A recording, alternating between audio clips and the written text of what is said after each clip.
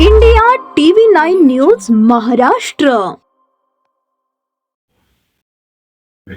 दादा, खरं तर महापालिका निवडणुका ज्या आहेत राज्यातल्या जाहीर झाल्या, सोलापूर त्यामध्ये आहे. 15ला मतदान आणि 16ला मतमोजणी. कशा पद्धतीची तयारी भारतीय जनता पार्टीकडून झालेली आहे, काय एकंदरीत चित्र या आगामी निवडणुकीमध्ये असेल? मिशन 75 साठी है तयार हम, एवढं मी आपल्याला आज अभिमानाने सांगतो. भारतीय जनता पार्टीकडे जवळपास 1200 इच्छुकांनी अर्ज दाखल केलेले आहेत 102 जागेसाठी. आजच पालकमंत्री जयकुमार गोरे साहेबांसोबत आम्ही तिन्ही आमदार आणि शहराध्यक्ष रोहिणीताई यांच्या उपस्थितीत महानगरपालिकाच्या अनुषंगाने एक बैठक झाली आणि त्यात एकंदरीत पालकमंत्र्यांनी असं सांगितलेलं आहे की निवडणुका ह्या तिन्ही आमदारांच्या आणि शहराध्यक्षांच्या नेतृत्वात म्हणजे स्थानिक पातळीवरतीच लढले जातील. मुख्यमंत्री देवेंद्र फडणवीस साहेब असतील, पालकमंत्री जयकुमार गोरे साहेब आणि विशेषतः आमचे प्रदेशाध्यक्ष रवींद्र चव्हाण साहेब यांचं आम्हाला मार्गदर्शन वेळोवेळी मिळणार आहे असं त्यांनी आज आम्हाला सांगितलेलं आहे. दादा, खरं तर शहरातली आपण परिस्थिती पाहिली, जे मित्र पक्ष असतील किंवा विरोधक पक्ष असतील, 102 जागांसाठी त्यांच्याकडे उमेदवार मिळताना दिसून येत नाही आणि भाजपाकडे एकूण 1200 अर्ज आलेले आहेत. कशा पद्धतीने पाहतो? लोकांचा भारतीय जनता पार्टीवरती असलेला विशेष विश्वास आणि विशेषतः मुख्यमंत्री देवेंद्र फडणवीस साहेब आणि पालकमंत्री जयकुमार गोरे भाऊ यांच्या कामाची ही जादू आहे असं मी आवर्जून सांगेल.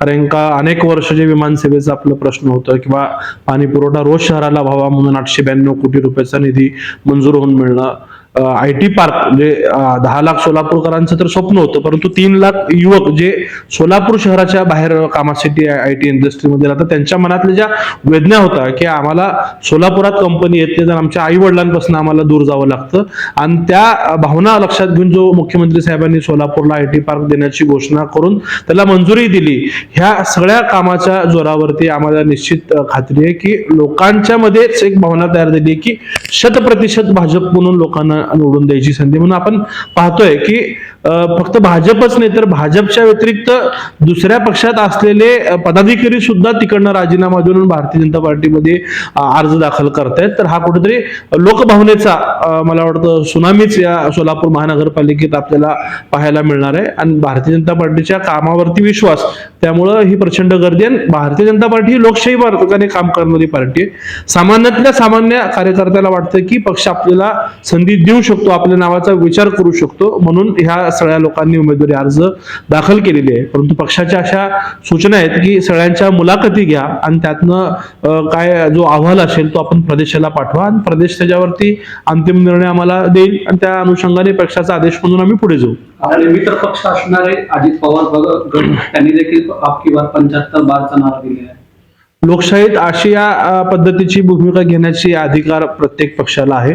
ते त्यांच्या पद्धतीने प्रयत्न करतायत, इतरही मित्र पक्ष करतायत आणि सगळ्याच पक्षामध्ये मतप्रवाह आहे की आपल्या कार्यकर्त्यांना जर संधी द्यायची असेल आपापल्या पक्षातल्या तर आपण स्वतंत्र निवडणूक लढवलं तरच ह्या गोष्टी शक्य होऊ शकतात. म्हणून दोन्ही मतप्रवाह आहेत. काहींना वाटतं की युती झाली पाहिजे, काहींना वाटतं की आज स्वतंत्र लढूयात आणि नंतरनं राज्यात किंवा केंद्रात आपण ज्या पद्धतीने एकत्रित आहोत त्या अनुषंगाने आपण पुन्हा एकत्रित राहूयात. ह्या अशा मतप्रवाह आम्ही वरिष्ठांना कळवलेलं आहे आणि त्यांनी सांगितले की तिन्ही आमदार शहराध्यक्ष तुम्ही चर्चा करून मित्र पक्षाशी बोलणं करा आणि जी काय अहवाल तुमचा असेल तो आम्हाला पाठवा, आम्ही तो कळवूयात तुम्हाला हे करून. खरं तर 15ला मतदान आणि 16ला मतमोजणी, त्याच कालावधीमध्ये सिद्धरामेश्वरांची देखील यात्रा आहे. कशा पद्धतीनं या सगळ्यावरती थोडं येऊ शकतो आणि काय अडचणी येऊ शकतात? कदाचित कोर्टाच्याच 31 जानेवारी पर्यंतच्या ज्या गाईडलाईन होत्या की निवडणुका सगळ्याच संपवायच्या, आता नगरपालिका झालेत, महानगरपालिका ज्या झालेत आणि पुढच्या 8-15 दिवसात कदाचित जिल्हा परिषदेच्या निवडणुकाही आयोगाला संपवायच्या असावे लागतात. निवडणूक आयोग हे स्वतंत्र आयाम असल्यामुळं त्यांनी आपलं मत विचारणं घेण्यासारखं अशी प्रक्रिया त्यात नसती आणि एकंदरीत 29 महानगरपालिकांचा कार्यक्रम जाहीर झालेला आहे. आता सोलापूर शहरात ग्रामदैवत सिद्धरामेश्वरांची यात्रा खूप मोठ्या प्रमाणात असती. फक्त एक हिंदू धर्मच नाही तर सर्वच धर्मीय लोक या यात्रेमध्ये सहभागी होत असतात. तर आपण धर्मकर्तव्य राष्ट्रकर्तव्य ह्या दोन्हीचं सांगड घालून ह्या गोष्टीला सामोरं जाऊ. निश्चित प्रशासनाची तर यात कसरत आहेच फक्त भाजपच नाही तर सर्व पक्षीय पक्षांना किंवा कार्यकर्त्यांना ह्या गोष्टीचा त्रासाला अडचणीला सामोरं जावं आपल्याला लागणार आहे.